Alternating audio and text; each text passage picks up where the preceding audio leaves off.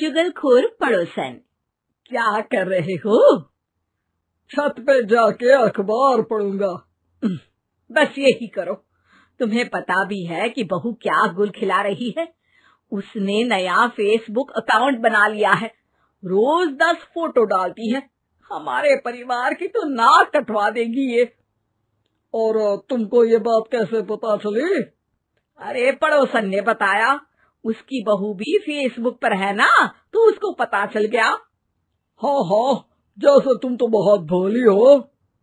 पड़ोसन रोज सास को उसकी बहू के नाम पर भड़काती थी।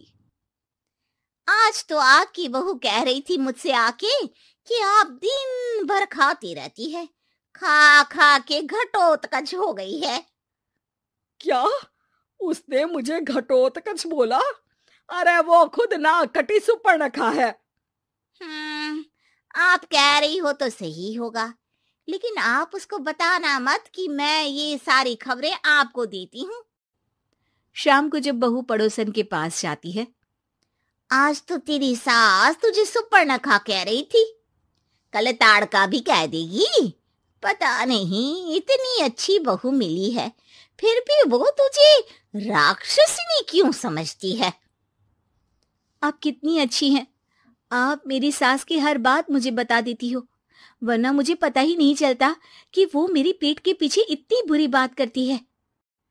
चालाक पड़ोसन रोज ही दोनों सास बहू के सामने उन दोनों की ही बुराई करती और चुगली करके बातें बता देती, ताकि दोनों में हमेशा लड़ाई होती रहे।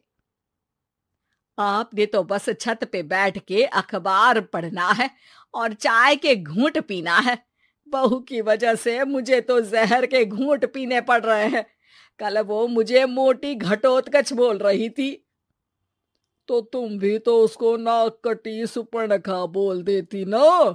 हाँ हाँ, वही बोल दिया मैंने उसे। आप मुझे कितना समझते हो? बहुत अच्छे से। मुझे वो ये बात पड़ोसन ने बताई ना, वही तो है आपकी शुभ चिंतक। पर मैं इस बहू को ना सबक सिखा के ही रहूंगी। जरूर सिखाना चाहिए, पर आज तुम मेरे साथ शाम को छत पे बैठना, एक तरकीब बताऊंगा। बिल्कुल बिल्कुल, कितना ध्यान रखते हो जी आप मेरा। मैं ना सब ध्यान रखता हूँ।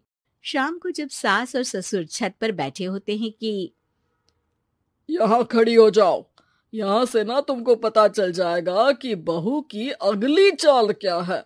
अच्छा, कैसे?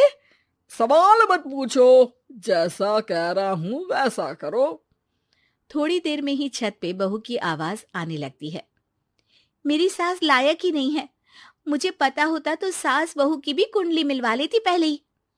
तेरी सास तो मुझे भी पसंद नहीं है। मेरे पास जब भी आती है तेरी बुराई करती रहती है। कभी सुपर्णखा कहती है, कभी हिडिंबा कह के कामचोर भी बोलती है, अरे कभी कभी तो चुगलखोर भी बोल देती है। काश आप जैसी होती मेरी सास। ऊपर छत पे पड़ोसन और बहू की आवाज सुन के सास के होश उड़ जाते हैं। समझी? जी समझी। सुबह तुम्हारे सामने ये बहू की बुराई करती है और शाम को बहू के सामने तुम्हारी।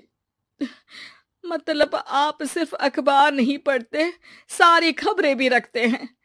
अब तो इस पड़ोसन को भी सबक सिखाना पड़ेगा। शाम को सास बहू को जाके पड़ोसन की साजिश के बारे में बता देती है।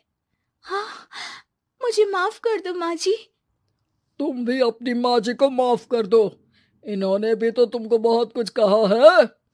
अरे बस बस, अब ये सोचो कि पड़ोसन को सीधे कैसे करना है।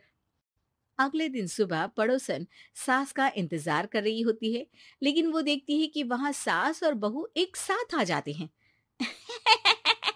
अरे अरे, आज दोनों एक साथ। हाँ, सोचा कि बहू की पीठ पीछे बुराई करने से क्या फायदा, मुंह पे ही बोलती हूँ मैं। हाँ, मैंने भी सोचा आपको 2 बार मेहनत करनी पड़ती है, एक ही बार में काम खत्म कर लोगी। हैं? वो मैं आप लोगों को कैसे पता चला? क्योंकि ऊपर वाला सब देख रहा है।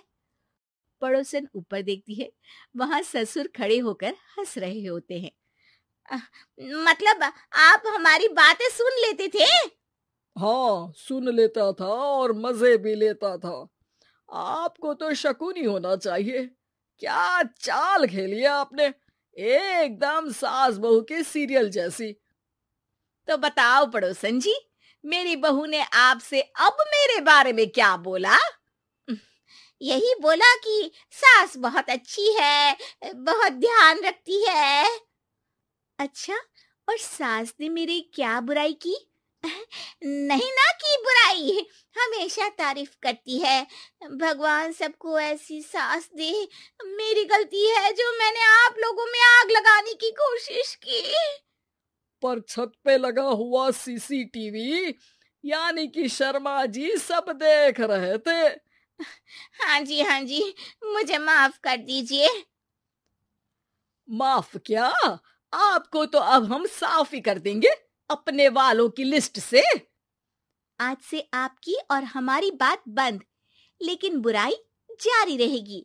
अब आपकी हरकत के बारे में पूरे मोहल्ले को बताना तो पड़ेगा ना आंटी जी।